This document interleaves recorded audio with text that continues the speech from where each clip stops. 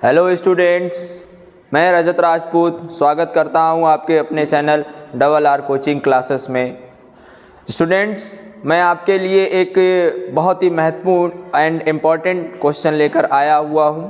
जैसा कि आपको पता है कि हमने आपको बोला था कि अब डेली वीडियो आएगी और इस वीडियो में हम यूपी बोर्ड से संबंधित जितने भी इम्पोर्टेंट टॉपिक हैं उन सबको बारी से डिस्कस करेंगे और उनको समझाने की कोशिश करेंगे। तो आज हमारी दूसरी क्लास है और आज टॉपिक का नाम है गॉस की प्रमेय। इसका पहले वाला वीडियो हम कूलॉम का नियम बनाए थे, जो कि कल हमने क्लास बनाई थी उसकी। आज जो क्लास है उसका नाम है गॉस की प्रमेय। तो जल्दी से अपनी अपनी कॉपी निकाल लीजिए ताकि तुम्हें चीज़ें समझ में आ जाएं। आप बोर्ड में हैं तो बोर्ड में चीज़ें जो हैं वो एक्सप्लेनेबल होती हैं। जितनी चीज़ें एक्सप्लेन करके लिखोगे उतने ही ज़्यादा नंबर के चांस बढ़ जाएंगे। अगर आपने शॉर्ट की चीज़ें करी, शॉर्ट चलता है कंपटीशन में, लेकिन बोर्ड में जो है वो डिटेल में चीज़ें चाहिए होती हैं। इसलिए आपको पूरा डेरिवेशन ध्यान से लिखना है और ध्यान से उसको समझना है। ओके, चलिए स्टार्ट करते हैं। तो गॉस की प्रमेय, एक वैज्ञानिक थे जिनका नाम था गॉस। उन्होंने जो है वो गॉस के एक प्रमेय बनाई जिसे हम गॉस की प्रमेय बोलते हैं। और प्रमेय थी क्या, पहले हम परिभाषा लिखते हैं, उसके बाद हम इसका डेरिवेशन करेंगे। परिभाषा क्या है कि मान लो जैसे कि एक ये कोई पृष्ठ है, बंद गोलीय पृष्ठ है, जिसको हम बंद परिबद्ध क्षेत्रफल पृष्ठ बोल सकते हैं। और इस पूरे पृष्ठ पर जो आवेश है वो हमने कहा +q आवेश है। पूरे पृष्ठ पर आवेश कितना है? +q आवेश है पृष्ठ पर। अब जब आवेश +q है तो फिर क्या हो जाएगा? तो उन्होंने कहा कि किसी बंद पृष्ठ से गुजरने वाला वैद्युत फ्लक्स उस क्षेत्रफल द्वारा परिबद्ध आवेश का 1/ε0 गुना होता है। अब इसमें बहुत सारी बातें, जो कुछ पॉइंट हैं उनको समझाना बहुत ज़रूरी है। कि सबसे पहला पॉइंट यहाँ पर आता है, पहले हम परिभाषा लिखते हैं फ्रेंड्स, है ना। तो परिभाषा में सबसे पहले आपको ये तो लिखना ही लिखना, जोड़ ही देना है क्या, इस प्रमेय के अनुसार, इस प्रमेय के अनुसार, इस प्रमेय के अनुसार। अब यहाँ पर लिखना है क्या कि बंद पृष्ठ से गुजरने वाला किसी बंद पृष्ठ, यहाँ परिबद्ध भी लिख सकता है, परिबद्ध एंड बंद एक ही चीज होती है, ठीक है। किसी बंद पृष्ठ से गुजरने वाला वैद्युत फ्लक्स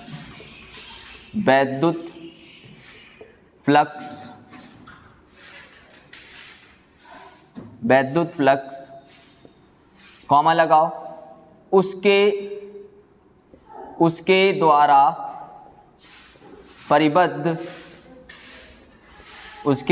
परिबद्ध क्षेत्रफल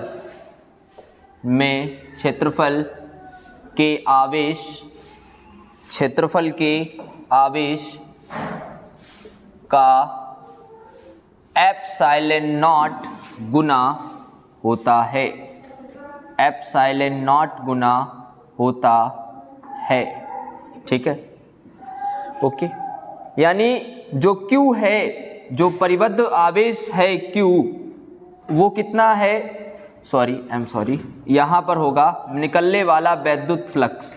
वैद्युत फ्लक्स जो है उसको हम φe से प्रदर्शित करते हैं। वैद्युत फ्लक्स माने वैद्युत बल रेखाओं की संख्या, कि एक पृष्ठ से कितने वैद्युत बल रेखाएं निकल रहे हैं, उनको 1 2 3 4 5 6 7 8 जो काउंटिंग कर रहे हो, यानी वैद्युत बल रेखाओं की जो संख्या है उसको हम बोलते हैं वैद्युत फ्लक्स।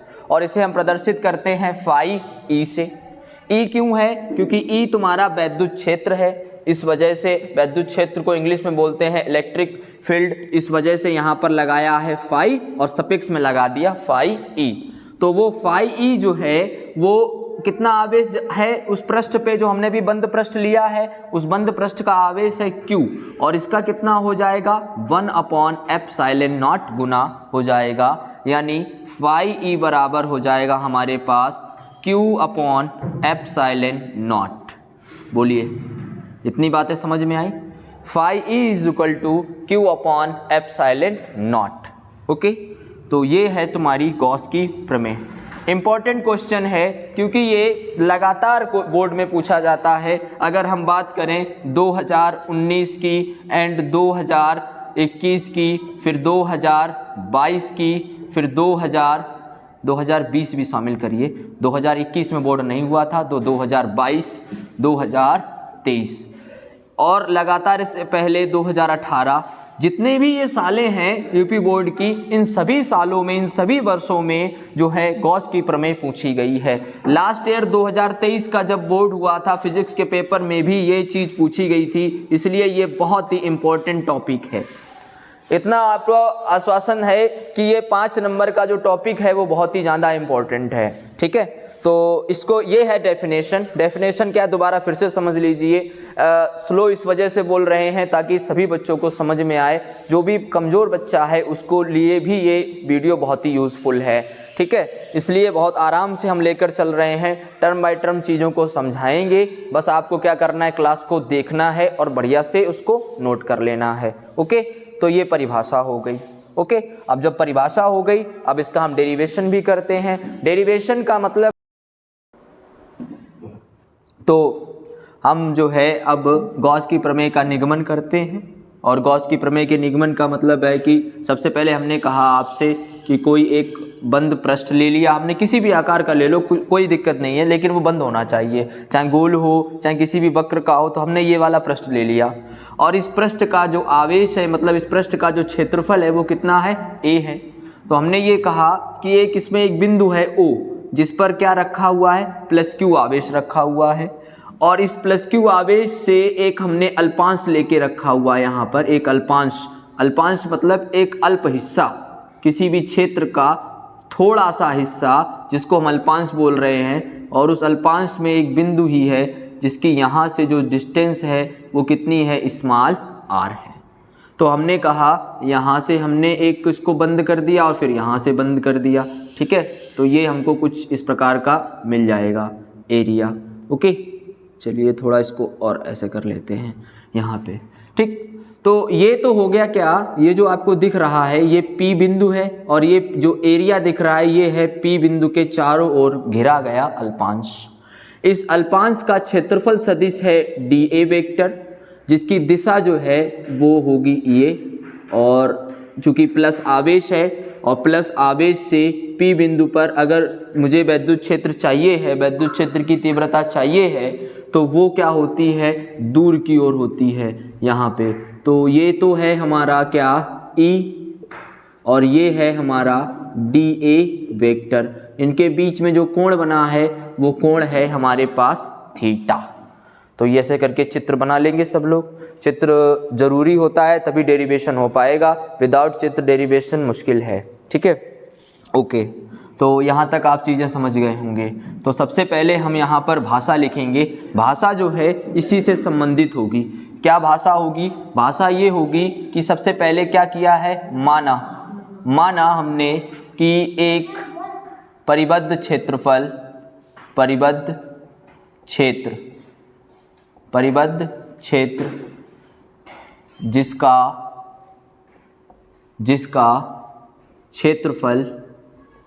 जिसका क्षेत्रफल कितना है, A है। ठीक, और इसमें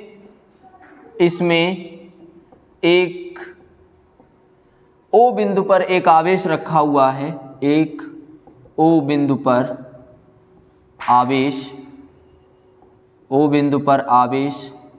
+q रखा है, O बिंदु पर आवेश +q रखा है। एक P बिंदु जिसके चारों ओर, एक P बिंदु जिसके चारों ओर अल्पांश dA है, जिसके चारों ओर अल्पांश dA है, तथा अल्पांश dA पर क्षेत्रफल सदिश और क्षेत्रफल सदिश और वैद्युत क्षेत्र की तीव्रता, वैद्युत क्षेत्र की तीव्रता के मध्य कोण थीटा है, के मध्य कोण कितना है बच्चा, थीटा है। तो फिर क्या होगा, अब यहाँ से लाइन होगी क्या कि अब जब ये प्लस क्यू आवेश रखा हुआ है ओ बिंदु पर और एक पी बिंदु है, तो अगर प्लस क्यू आवेश के कारण किसी बिंदु पी पर अगर हमें वैद्युत क्षेत्र की तीव्रता चाहिए होती है तो उसका फार्मूला होता है E बराबर 1/4 pi epsilon not into Q upon, अगर दूरी मान लो r है तो हो जाएगा r²। ठीक है, इस हिसाब से।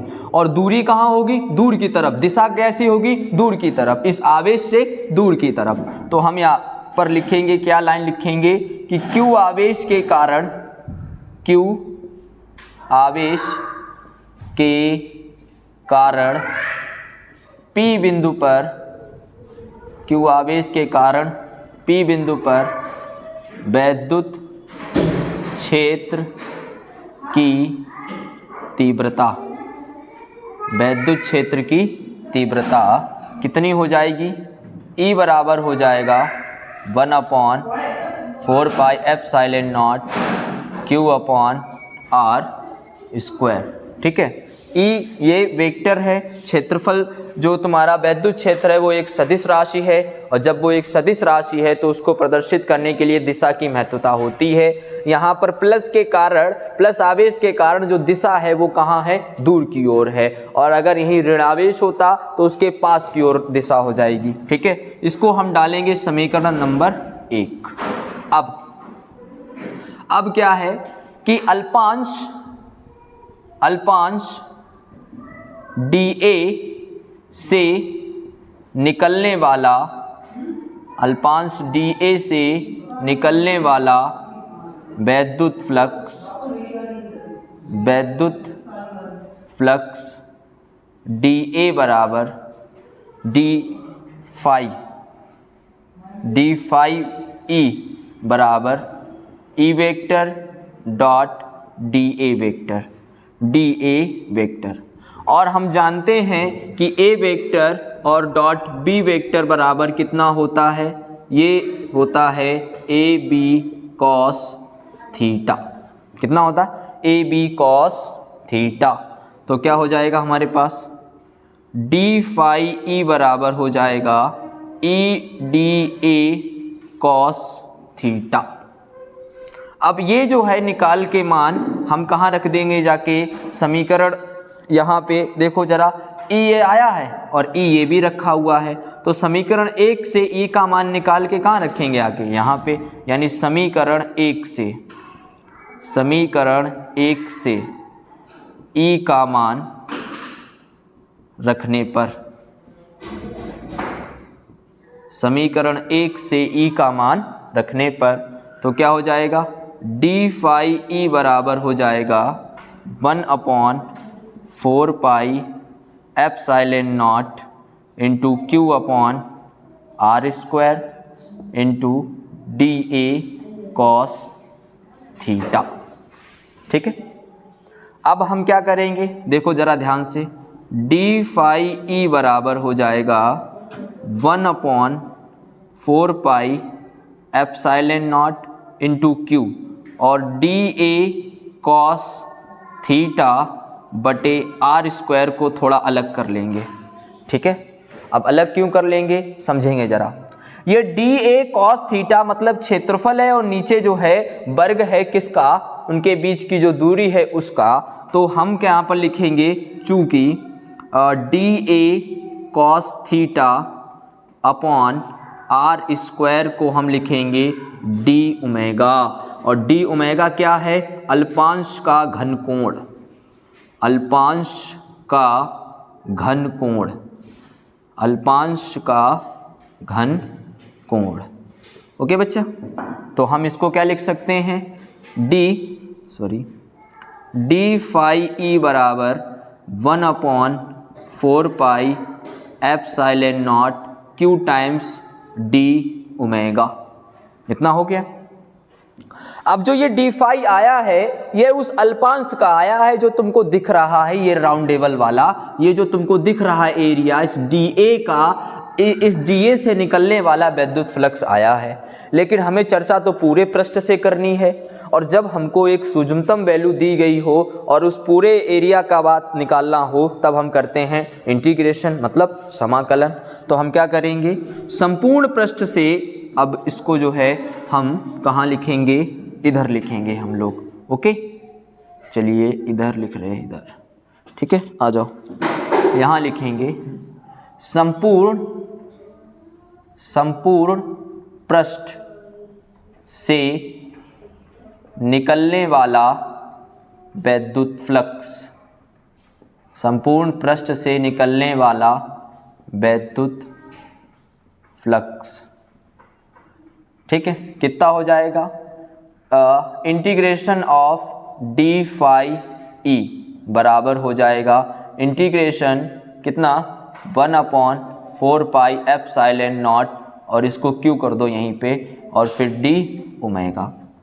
समाकलन हम केवल उन चीज़ों का कर सकते हैं जो समय के मुताबिक चेंज हो रही हैं, बदल रही हैं, ठीक है, उन्हीं का हम समाकलन करते हैं। यानी जो वेरिएबल हैं, जो वेरिएबल नहीं है, जिनका मान निश्चित है, उनका हम समाकलन नहीं कर सकते। आप जरा ये देखिए, Q जो है ये फिक्स है, आवेश जो है Q वो पूरे ही पृष्ठ का है, ठीक है, पूरे पृष्ठ पर आवेश कितना है Q, तो वो फिक्स है, चेंज नहीं हो रहा। 4πε0 भी एक कांस्टेंट है जिसकी वैल्यू होती है 9 × 10⁹ coulomb square, newton metre square प्रति कूलाम स्क्वायर, यानी वो भी निश्चित है। तो चेंज केवल डी ओमेगा हो रहा है, ठीक है। तो हमने कहा ये तो हो जाएगा हमारा फाई ई बराबर, यहाँ क्या करना है, Q/4πε0 को बाहर ले लेना है, और ये हो जाएगा डी ओमेगा। ओके, अब डी ओमेगा क्या है, सूक्ष्मतम अल्पांश का कोण था, और हमने उसका कर दिया समाकलन, यानी अब ये पूरे क्षेत्रफल के लिए हो जाएगा, और जब पूरे क्षेत्रफल के लिए हो जाएगा तो डी ओमेगा हमारा कितना था, 4π, कितना हो जाएगा, 4π।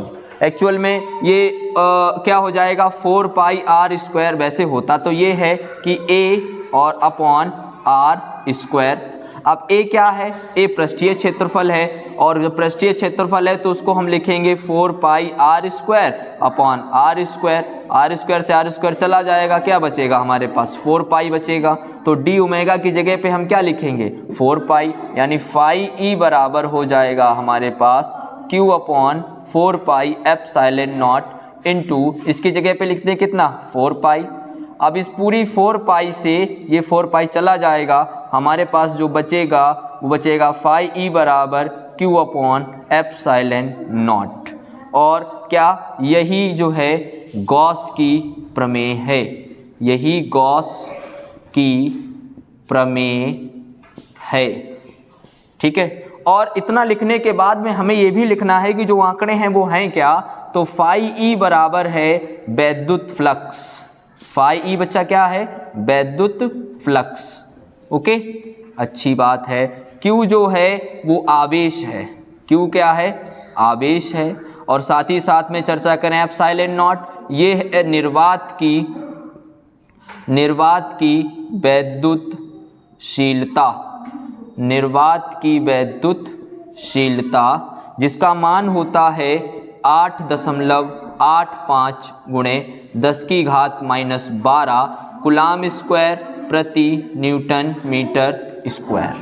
ओके, इतनी चीज़ समझ गए। अब यहाँ पर एक टॉपिक थोड़ा और समझने की कोशिश करेंगे, मैं बता दे रहा हूँ आपको। जैसे 1/4πε0, इसका वैल्यू होता है 9 में गुणे 10⁻9, मात्रक ध्यान रखेंगे, न्यूटन मीटर स्क्वायर प्रति कूलाम स्क्वायर, इस हिसाब से। ओके, तो ये थी हमारी गॉस की प्रमेय। एक बार जल्दी से ओवरव्यू में दे रहा हूँ कि सबसे पहले हमने क्या, एक क्षेत्रफल लिया, एक पृष्ठ लिया, बंद पृष्ठ होना चाहिए, ध्यान रखें। उस बंद पृष्ठ पर एक बिंदु था O, जहां पर प्लस Q आवेश रखा हुआ था। इस प्लस Q आवेश से स्मॉल r दूरी पर एक बिंदु P है। इस P के चारों ओर एक हमने अल्पांश ले लिया। उस अल्पांश, कितना अल्पांश लिया? dA, और वो अल्पांश कहाँ है? दूर की ओर। उसकी दिशा कहाँ है? क्षेत्रफल सदिश की dA वेक्टर है। अब हमने अगर प्लस Q आवेश रखा है तो प्लस Q आवेश की वजह से P बिंदु पर कुछ वैद्युत क्षेत्र जनरेट होगा। वो वैद्युत क्षेत्र की जो दिशा होगी वो कहाँ होगी? दूर की ओर होगी। तो वैद्युत क्षेत्र और क्षेत्रफल सदिश के बीच में कुछ कोण जनरेट हो गया। वो कोण कितना है? थीटा है। तो सबसे पहले हमने क्या किया? हमने Q आवेश के कारण P बिंदु पर वैद्युत क्षेत्र की तीव्रता निकाली, जो थी हमारी E = 1/4πε0 × Q/r²। हमने इसको समीकरण 1 डाला। देन उसके बाद हमने कहा कि उस अल्पांश से जो फ्लक्स निकल रहा है वो कितना है? d∅ बराबर E vector dot dA vector. हमने इसका जो है दो सदिशों का अदिश गुणनफल किया तो ये E dA cos थीटा आया। तो जब ये E dA यहाँ पर लिख लेंगे, चूंकि A vector dot B vector बराबर होता है AB cos थीटा, ठीक है। इस हिसाब से आगे समीकरण 1, ये वाला जो तुम्हें दिख रहा है E, यहाँ से हमने उठा के मान यहाँ रखा, फिर हमने देखा इसको अलग कर लिया। अलग करने के बाद ये पूरा वैल्यू यहाँ देखो, ये पूरा वैल्यू जो है वो कितना है? d ओमेगा है। जब ये वाला वैल्यू d ओमेगा आ गया, फिर हमने जो है, चूंकि ये जो आया है d∅e ये अल्पांश के लिए आया है, हमें चाहिए पूरे के लिए, तो हम करेंगे इसका समाकलन। जब दोनों पक्षों में समाकलन होगा तो d∅e कितना हो जाएगा? phi e, और जो कांस्टेंट थे वो बाहर आ गए, और अवकलन ये हो गया समाकलन। d ओमेगा हमारा हो गया 4π, हमने 4π रखा और ये हमारा क्या आ गया? रिजल्ट आ गया। तुमको बिल्कुल ऐसा ही बोर्ड में करके आना है। जब आप इसको बोर्ड में करके आओगे तो आपके कितने नंबर क्लियर हो जाएंगे? 5 नंबर पक्के, 5 नंबर पक्के, बिल्कुल कंफर्म, और ये तुम्हें पेपर में मिलेगा, ठीक है। तो आज हमने आपको 5 नंबर का एक टॉपिक क्लियर करवाया है, तो आप जो है इसको बढ़िया से देख लेंगे, इसको कॉपी में नोट कर लेंगे, और साथ ही साथ जो है डेली अब हमारी क्लास आएगी। जो भी आपको टॉपिक में डाउट है उसको कमेंट सेक्शन में बता दीजिएगा, हम उसको बढ़िया तरीके से आपको यहाँ पर समझाएंगे आके। और अगर चैनल में अभी नए आए हैं तो चैनल को सब्सक्राइब करेंगे, और साथ ही साथ में शेयर भी कर देंगे अपने फ्रेंड्स को, जो आपके फ्रेंड सर्कल में हैं उनको शेयर कर लेंगे, और ताकि उनको जो है पता चल जाए इस हिसाब से। ओके, तो तब तक के लिए जय हिंद।